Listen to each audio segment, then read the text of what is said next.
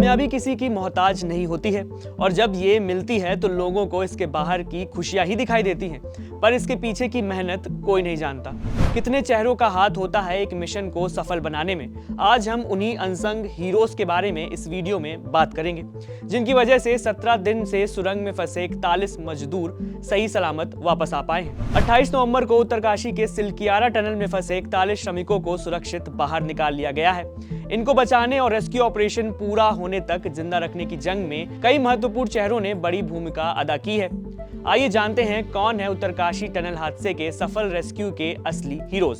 सबसे पहले आती है रैट माइनर्स की टीम।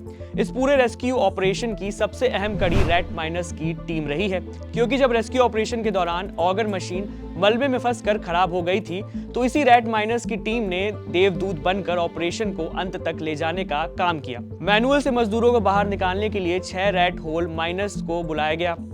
मजदूरों के निकालने के लिए बिछाई गई 800 mm पाइप के जरिए बाकी बचे हिस्सों में खुदाई भी की गई। इन्हें रैट होल माइनर्स इसलिए कहते हैं क्योंकि ये बिना ड्रिलिंग मशीन के इस्तेमाल के मैनुअली खुदाई करते हैं और इन्हें हाथ से खुदाई करके समय पर रेस्क्यू ऑपरेशन को पूरा कर सभी श्रमिकों को बाहर निकालने में एक अहम भूमिका अदा की है। इस सफल रेस्क्यू ऑपरेशन के एक और हीरो रहे हैं, वो हैं उत्तराखंड के मुख्यमंत्री पुष्कर सिंह धामी, जो 12 नवंबर से 28 नवंबर तक सुरंग की हर हलचल का अपडेट लेते रहे हैं। कई बार घटनास्थल पर पहुंचे और श्रमिकों से बात भी की। उन्होंने परिवार वालों से बात की और उन्हें ढांढस बढ़ाया कि सभी 41 मजदूर सकुशल जल्दी बाहर आएंगे। और ऐसा हुआ था कि जिस वक्त 28 अक्टूबर को सभी श्रमिक सुरंग की कैद से आजाद हुए, उस वक्त भी सीएम धामी वहां मौजूद रहे और सभी को फूल माला पहनाकर उनका स्वागत भी किया। खुद अस्पताल भी गए, उनका हालचाल भी जाना। यानी धामी हर परिस्थिति में, हर घड़ी में, रेस्क्यू ऑपरेशन के हर उतार चढ़ाव में सभी के साथ मौजूद रहे। इसके बाद आते हैं अर्नोल्ड डिक्स। ये रेस्क्यू ऑपरेशन बिना international tunnel expert Arnold Dix के पूरा हो पाना बहुत मुश्किल होता। इस पूरे ऑपरेशन के दौरान उनकी प्रमुख भूमिका भी रही है। Dix international tunnelling and underground space association के अध्यक्ष भी हैं। वो टनलिंग में अपने काम के लिए 2011 एनएन लैंड ऑस्ट्रेलियन टनलिंग सोसाइटी का अवार्ड भी जीत चुके हैं। इसके बाद आते हैं Chris Cooper. Micro tunnelling expert Chris Cooper को खास तौर पर इस रेस्क्यू ऑपरेशन के लिए बुलाया गया था। वह 18 नवंबर को मौके पर पहुंचे थे। कूपर ने काम को तेजी से पूरा कराए जाने पर जोर दिया। वह ऋषिकेश कर्णप्रयाग रेल प्रोजेक्ट के अंतर्राष्ट्रीय सलाहकार भी हैं। इसके बाद आते हैं केंद्रीय मंत्री वीके सिंह। केंद्रीय मंत्री वीके सिंह भी ऑपरेशन के दौरान हर पल पूरी टीम के साथ रहे। लगातार श्रमिकों और उनके परिजनों के बीच वार्ता भी करते रहे। जब तक सभी 41 श्रमिक सकुशल बाहर नहीं निकल गए, तब तक वहां सिलकियारा में ही मौजूद रहे। पीएम मोदी ने भी इस पूरे ऑपरेशन को लेकर वीके सिंह की तारीफ की है। इसके बाद आते हैं आईएएस नीरज खैरवाल। आईएएस अधिकारी नीरज खैरवाल को सिलकियारा सुरंग ढहने की घटना का नोडल अधिकारी नियुक्त किया गया था और वह पिछले 10 दिनों से बचाव के कामों की देखरेख और कमान संभाल रहे थे। खैरवाल घंटे घंटे पर रेस्क्यू स्थल से पीएमओ और सीएमओ को अपडेट देते रहे थे। वह उत्तराखंड सरकार के सचिव भी हैं। इसके बाद नाम आता है बौखनाक बाबा मंदिर के पुजारी का। इस पूरे ऑपरेशन के दौरान बौखनाक बाबा का नाम सुर्खियों में बना रहा।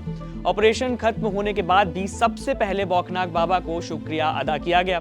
इस पूरे ऑपरेशन के दौरान पुजारी ने श्रमिकों की सुरक्षा के लिए दिन रात पहाड़ों के देवता और रक्षक माने जाने वाले बाबा बौखनाक की पूजा अर्चना भी की, जिसके बाद अब सीएम धामी ने भी सुरंग के बाहर बाबा बौखनाक का मंदिर बनाने का ऐलान कर दिया है। इसके बाद आते हैं लेफ्टिनेंट जनरल सैयद अता हसनैन।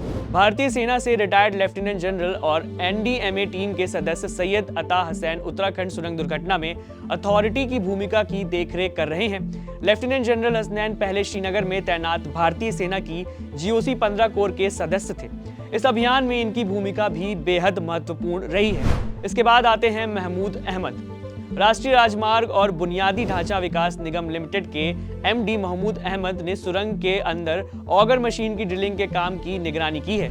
इसके बाद आते हैं मंगेश घिडियाल। पीएमओ के उप सचिव मंगेश ने सिर्फ घटनास्थल पर जाकर रेस्क्यू ऑपरेशन में आ रही अड़चनों को जाना, बल्कि उन्हें दूर करने की पूरी कोशिश भी की। साथ ही पीएम मोदी से भी संपर्क में लगातार बने रहे और उन्हें ऑपरेशन से जुड़ा हर एक अपडेट भी पहुंचाते रहे। इसके बाद आते हैं भास्कर खुलबे।